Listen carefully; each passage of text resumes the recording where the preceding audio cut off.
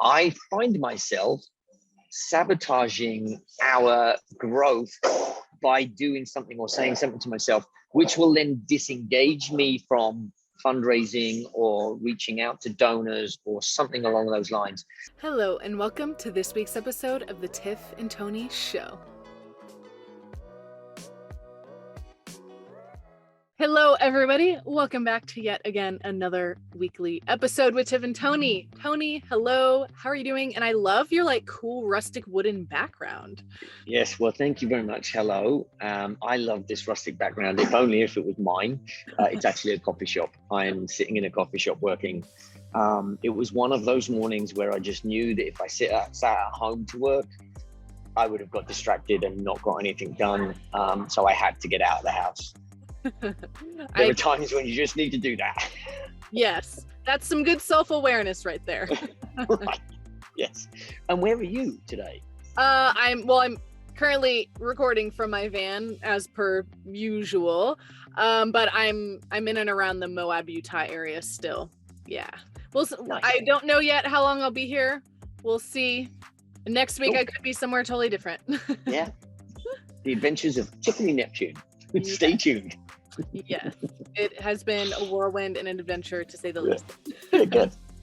So something that I can actually relate to, and our topic for today is, I don't know if this is an official term or phrase, maybe you can correct me, but we're calling it the upper limit problem. And it's basically when we don't think that we can actually reach our goals and hopes and dreams. So we self-sabotage and create our own kind of glass ceiling, oh, I can really only reach it this far. So if I'm going to rub up against that, I'm going to sabotage myself to keep myself below that. So Tony, why don't you elaborate on that? Maybe share a little bit of why we do that. And then we'll talk about our challenge for our audience that I can also partake in very deeply this week.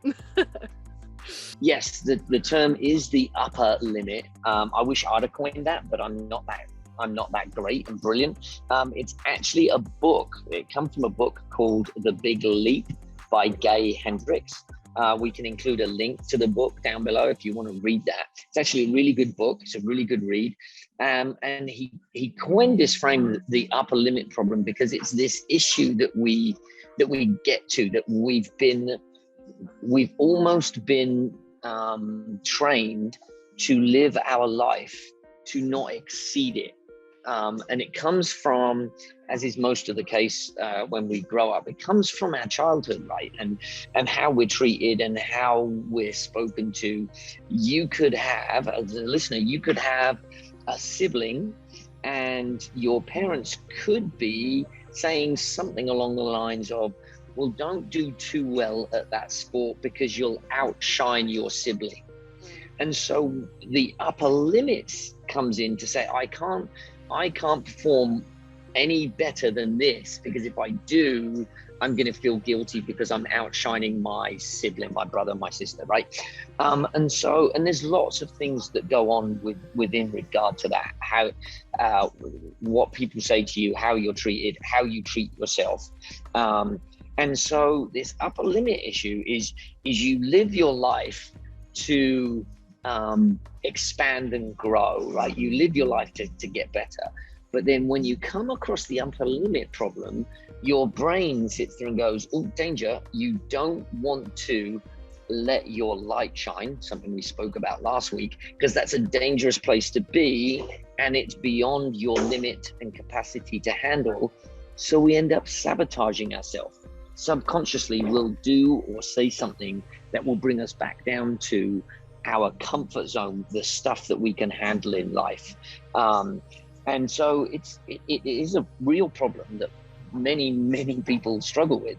Most people aren't aware that they're struggling with this, and so they do nothing about it, and they just keep repeating the patterns as they go through life. So, you said that you've got experience in this. Tell us more. How does that feel? Yeah, it doesn't feel very good. I think a lot of it is probably a mix of, I guess, like you said, now that I think about it, things I experienced in childhood, and then how I interact with people now as an adult, and then my own self degrading behavior, because I feel like, oh, I don't have the capacity or the resources or the skills, or I'm not good enough, or, oh, people will judge me in a certain way. I guess sort of like what I had shared last week. So like, I'd rather just live in my little comfort zone, my little bubble of comfort, because life's easier that way. So if I don't try to reach my goals and go above this like glass ceiling I've set for myself, then I don't have to be faced with challenges that I really don't think I can handle anyway. And then I don't have to push myself, and I can just like live this version of an easy breezy life. With life is never actually easy breezy, but in some ways we tell ourselves it is when we're faced with this problem, because life feels and seems easier if we live within sort of this window of tolerance that, you know, is kind of pictured in this upper limit problem. You've just nailed it right there. You've just nailed my story. You and I are very similar in this. Is I have given my story is one of don't step out and do anything that would let your light shine, because you might get seen, and if you get seen, it's a dangerous place to be. Because my father was a military man, so I always knew when I did something wrong. Rarely did I know when I did something right. And so I kept my head down, and I've learned how to keep my head down through life. And so now, as PureGame starts to get some success and some momentum, and we're driving back after the COVID pandemic, and we're actually gaining schools and traction, I find myself sabotaging our growth by doing something or saying something to myself, which will then disengage me from fundraising or reaching out to donors or something along those lines, which then stops us from capping over into the next level of growth. So for those who know PureGame, we get to a limit of about 50 to 60 schools, around about just less than $500,000 in revenue.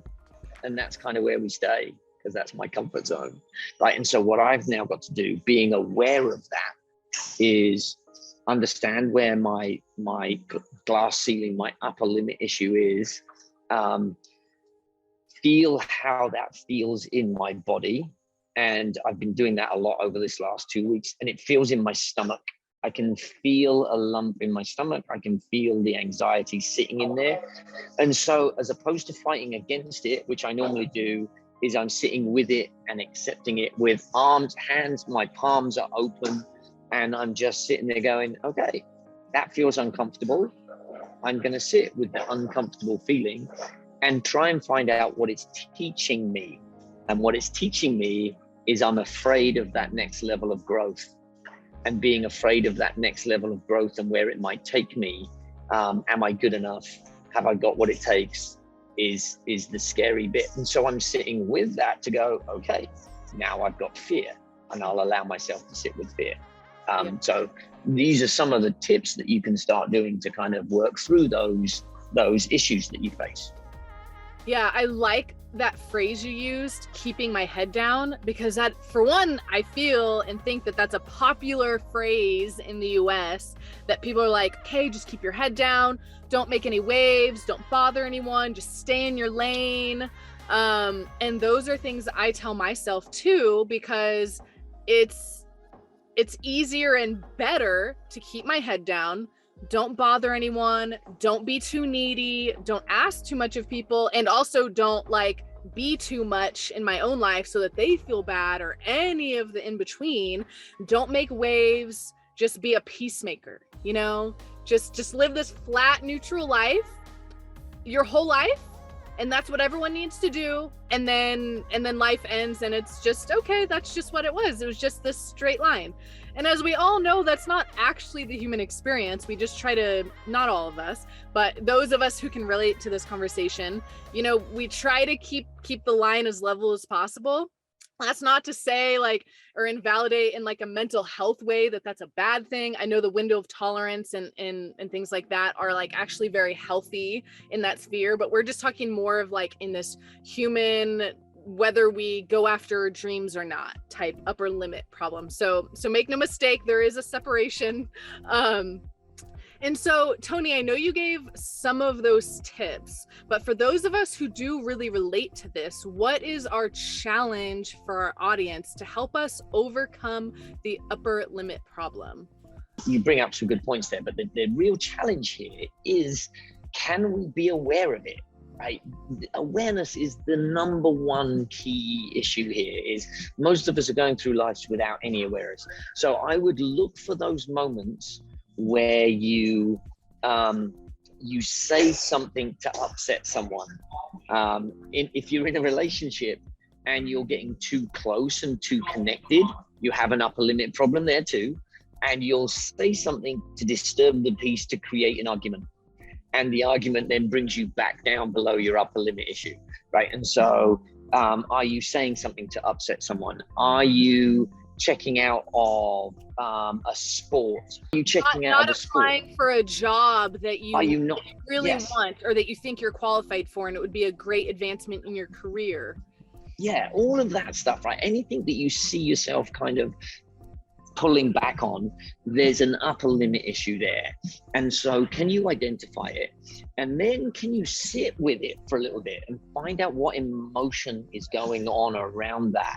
And how you can test your emotion is your breathing. If your breathing is deep and into your belly, that's typically when you're calm and relaxed.